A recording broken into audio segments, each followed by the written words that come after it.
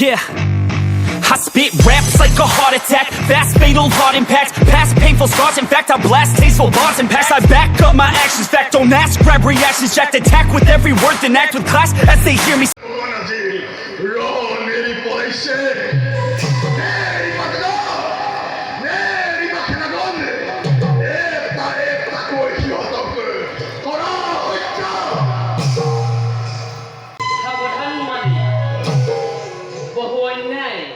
বহু কষ্ট দিলি তই আমার ভক্তৰ ওপৰত তাৰে পৰিণতিত আজি আমি তোৰ সন্মুখত